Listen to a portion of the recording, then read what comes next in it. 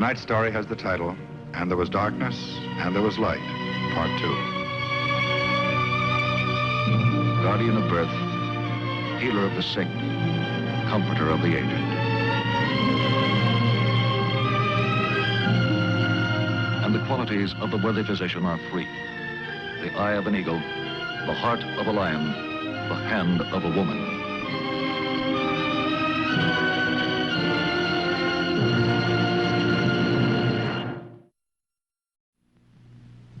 Our actual case history tonight concerns the field of psychiatry, science of mental disorders. The object in point, a crucifix. The case in point, Frances Annette Dunbar. She's 30 years old, married, and she's given birth to 4 children. For about 30 years, she had tried to repress the vague, indefinite fears which, despite her efforts, kept growing in her mind. Finally, the breaking point was reached. With the birth of her 4th child, the pent-up fears exploded. For no explainable reason, Frances Dunbar tried to murder her newborn baby. This is not her face or her voice, but these are her actual words. The first evening in the receiving room of the hospital, I kept trying to remember what had brought me there. I was being signed into a hospital. My husband George and Dr. Styner were there, and Sister Benedict and Sister Mary Frances, who had nursed me through my last childbirth. But why were they there? We'll be up to see you, Mama, often. Look, don't worry about the kids and me. Your job is to get well again. Bye, honey. What had I done? Promised you this. My dear, be strong.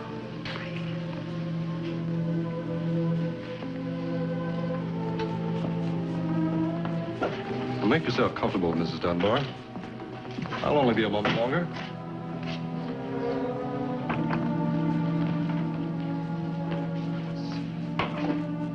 Send these up to her room. The room you have for her. I was alone. Alone with my question. Why was I there? And as I stared at the crucifix, the answer came back to me. I saw again what I had tried to do.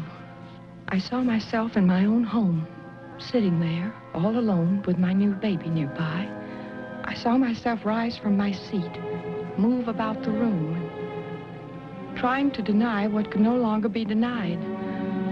Somehow, my mind had hardened into a frightening determination.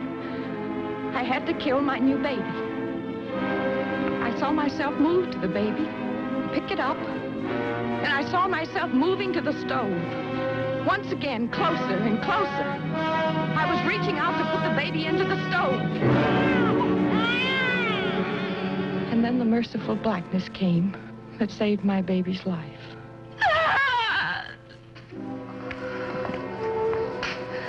I don't want to hurt my baby. I don't. Of course not, Mrs. Dunbar. Of course not.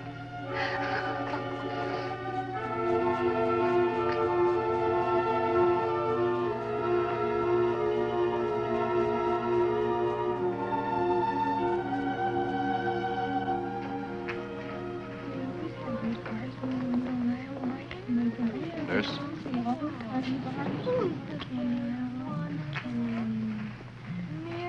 Mirror on the wall. Who's up there is one Mirror on the wall. Who's up there is one This way, Mrs. Dunbar. Mirror on the wall. Who's up there? Oh, yes, it was a nice party. I'm so happy you came. My husband liked it.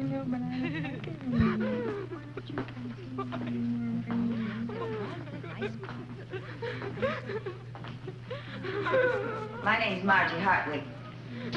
I'll put your regular clothes in the check room with the other things.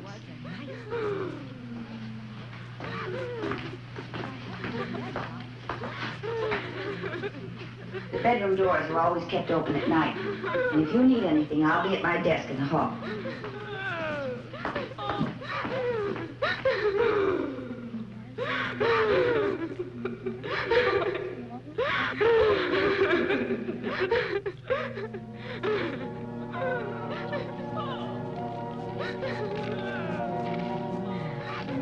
I tried to sleep that night, but although I shut my eyes, sleep would not come. The frightening sounds from the corridor and the twisting shadows in my room seemed to me like voices and shapes from the dead. And all about me, strange, frightening things seemed to move and beckon. And even when I closed my eyes, the images would not leave me. I knew that they were there, in the room, not in my mind. And I knew that there was something in the closet, some wild animal, an animal that was going to tear me with its fangs. I wanted to run, but I couldn't. My entire body had turned to ice, and nothing would move. And the animal kept coming closer and closer, and I could feel it by my bedside. I knew it was there looking down at me, and then...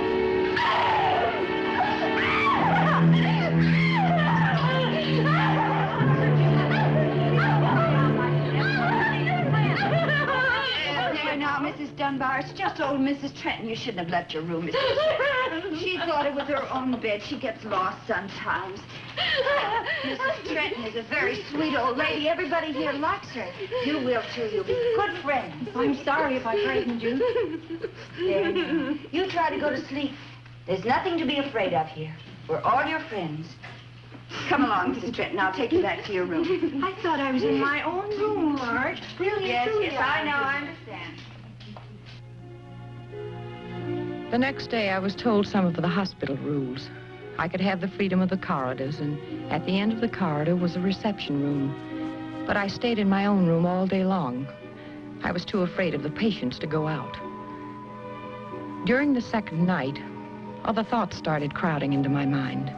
Thoughts about sharp objects, hammers, scissors, pieces of sharp metal. For many years, I'd been afraid of weapons and anything that might be used as a weapon. And now my mind was crowded with them. I don't know why. I never know why.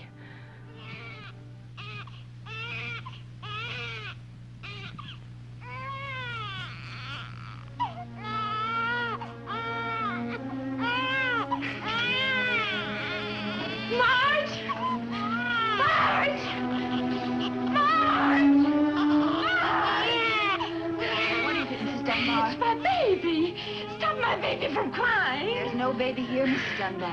Well, give me something to sleep. Please make me sleep. Now, you're going to be all right. You're going to be all right. Don't worry. I'll see if I can get you something. I couldn't realize at the time that there was really nothing to fear. I don't know about other state mental hospitals, but at this one, the doctors and nurses treated me with patience and kindness and understanding. But of course, I was in no condition to see that during those first days.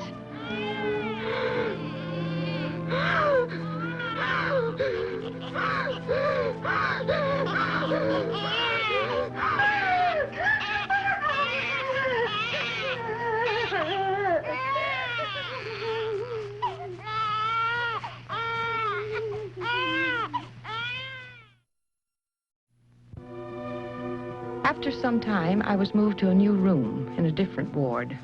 It was quieter, and I was not so afraid of the patients there. I was given some shots, a brain wave, my fingerprints were taken, and my case thoroughly evaluated. Also, I began to attend classes in psychology. And it was then I started to suffer worse physical pains than I had ever suffered before. I had heart attacks. It was real pain, not imaginary. Except there was never anything organically wrong with my heart to account for it.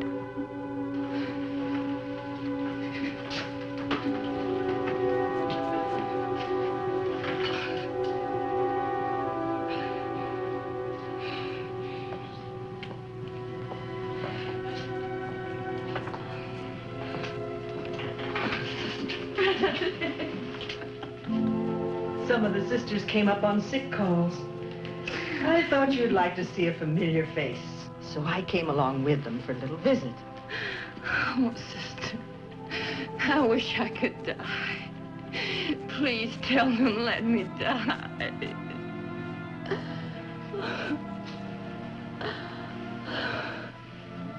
Did I tell you, Francis? This used to belong to my older sister. She suffered from trouble like yours for half her life. In those days, there was no one who could help her.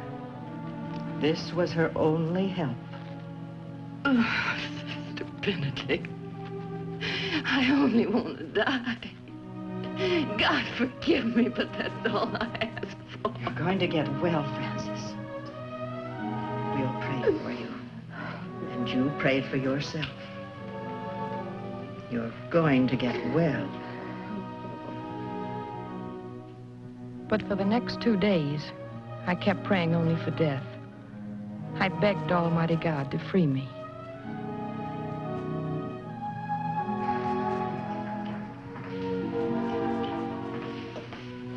Mrs. Dunbar?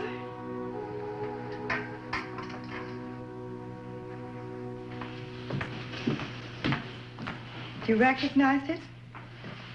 It's your suitcase. Pretty? You're wondering why I brought your clothes to you? Because you're going to wear them when you see Dr. Clifford. Personal appearance is very important here. Dr. Clifford? He's one of our psychotherapists. He's going to help you get well again.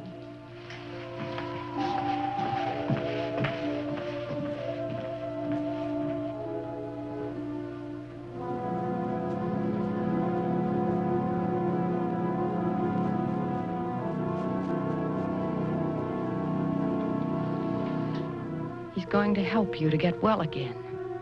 I kept saying it over and over. It gave me strength to see him. Dr. Clifford was a pleasant man, although I didn't like him at first. He gave me 2 tests, the intelligence test and an ink blot test. I was to tell what pictures I saw in the ink blots, much as one sees the shape of things in cloud formations. It all seemed pointless to me.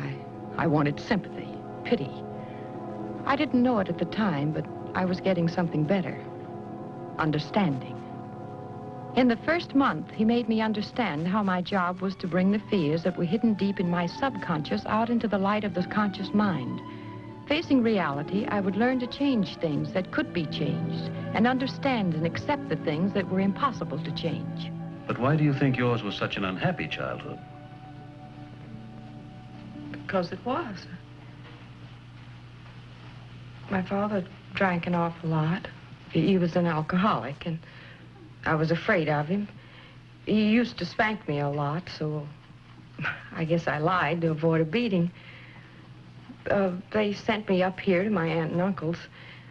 They needed help around the house. Is that when you met your husband?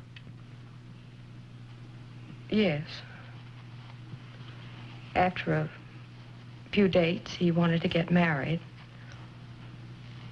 Well, I thought my aunt and uncle expected me to marry him because they liked him so much. So I promised. I kept my promise.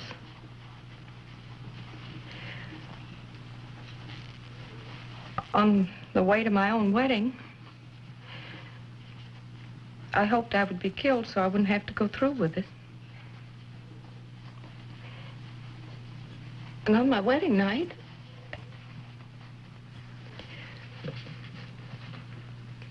well, when we finally got to our room, I wouldn't even go near my husband. I wouldn't even change my clothes.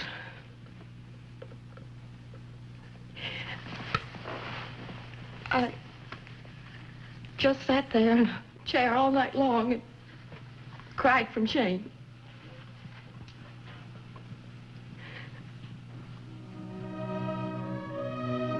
As the weeks went by, Dr. Clifford made me see how all my life I had done things I didn't want to do. I was afraid I would be punished somehow if I didn't. We were poor, and I blamed it on my husband. I feared pregnancy. I told Dr. Clifford that my husband had none of the qualities that I admired. And little by little, I began to realize that my own husband, through no fault of his own, stood between me and the world of sanity. When was the first time you experienced this fear of children? Oh, it started a long time ago. About how old were you? Can you remember? Oh, I must have been 5 or 6. I had these friends, neighborhood kids, and, well, we played doctor. You know how kids are. My father found us, and both he and my mother yelled about how bad and sinful it was. And, well, I guess every time I look at little children, I expect to hear my parents yelling like they did then. There was never any explanation about sex at home, and there was no affection. In fact, I can't remember my father ever kissing my mother. And when I asked questions, I was spanked. More weeks passed. I tried to remember all incidents like that. I wrote them down so I could talk about them with Dr. Clifford. I began to understand one thing clearly. I had gone into marriage not as a mature woman, but as a frightened child full of ignorant prejudices.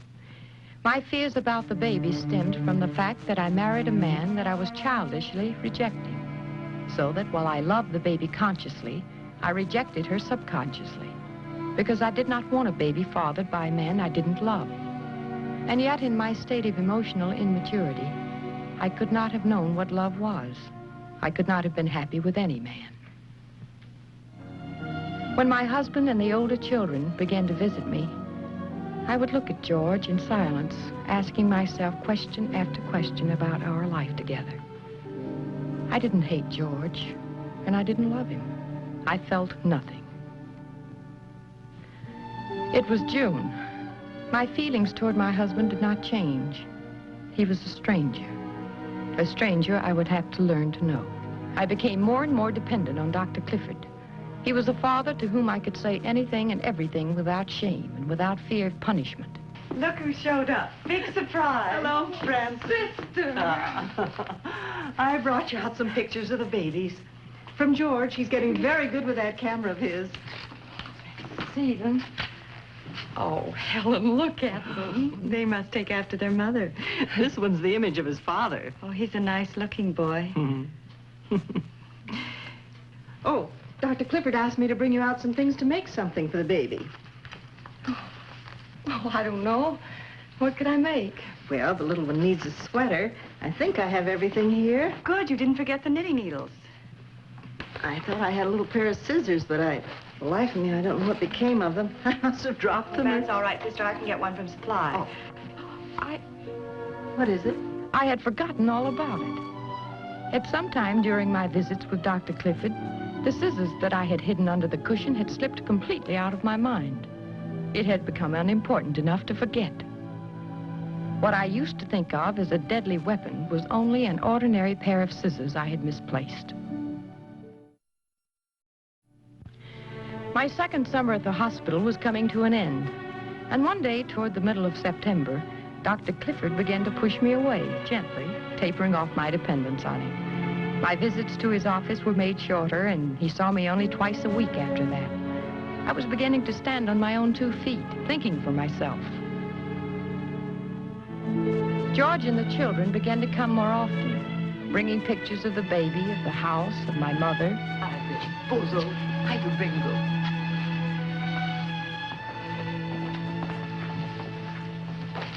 Oh, how pretty.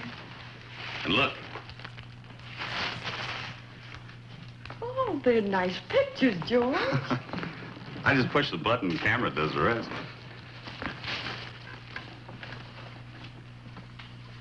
I got some good news. I got a raise. That's wonderful, George. It's not much. It's just a little raise, but... Well, your mother and I, we figured we could start saving up now for when you come home. For what when I come home? Well, you always wanted a nice room of your own. And, well, we figured that we could start saving now. In a few months, we'd have enough to fix up that old side room for you. You know, your mother's got some real great ideas about color and drapes and stuff like that. Well, that's nice, George, but what about my ideas? Well, we only wanted to do something nice for you. Did I do something wrong again? Of course not. You haven't been wrong, George. I've been wrong. You see, I've been taught something here. Well, it's simply this. From here on in, you know, even in little things like fixing up a room, well, there's only one person alive that can make decisions and make up my mind. And, well, that's me. Fran, I'm not a very bright guy. But I know I must have done something wrong. Whatever it was, I won't never do it again. Fran, I maybe don't know how to show it very much, but you mean an awful lot to me. Be just a little bit patient, please.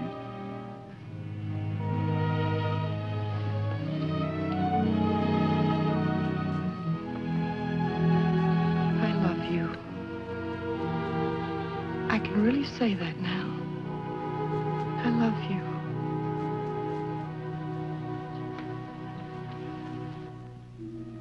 Summer passed into autumn, and autumn into winter. And then one day in early December, Dr. Clifford explained to me about the family care job. It was a step toward rehabilitating me back to my own responsibilities as a wife, a mother, and a homemaker. I was allowed to leave the hospital every day to take care of an old couple in the next town. By caring for them properly, I gained proof that I could care for my own loved ones. It was the last test, and the month of December was a happy one for me. It was the day before Christmas. The joy of simply being alive filled every moment. I'd be going home soon, someday in the coming new year, home to my children, my husband, and to my baby. Hello. Hello, Fran. I hope I'm not disturbing you. No, I was just finishing up my creche here. I told Jessie so much about it, she wanted to come over and see it. Jessie, this is Mrs. Dunbar. Hello, Jessie. Your little girl? Mm-hmm. I thought maybe you could show her your creche while I was in C3, helping them get ready for the Christmas Eve party tonight. Oh, I'd love to show Jessie. Are you having guests for the party? Oh, yes. My husband is bringing over the older children, and Dr. Styner said he'd stop in for a little while. That's wonderful. Don't let Jessie bother you too much. I'll be only 10 or 15 minutes. Oh, you take as long as you like. Thanks.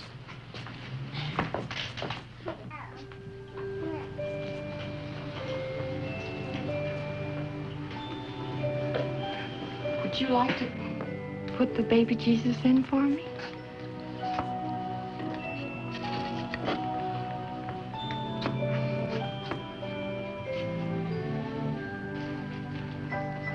Hey, you two had better get dressed for the party. I can finish up. There's only the tinsel left.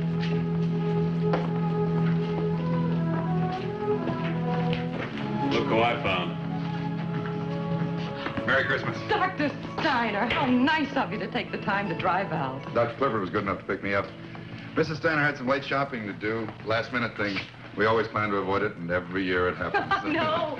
Merry Christmas, sweetheart. Merry Christmas, Bingo. Merry Christmas. Thank you.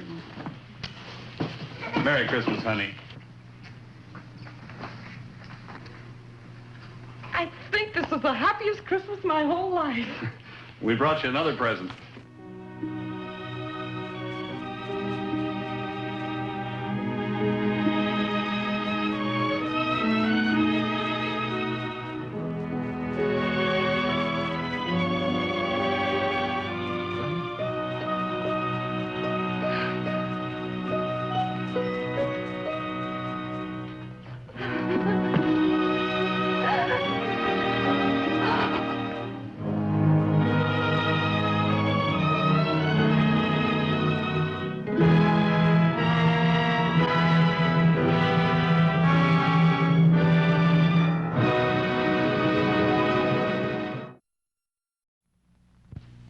Considering the funds available to them and the shortage of staff personnel, state mental hospitals are doing a remarkable job.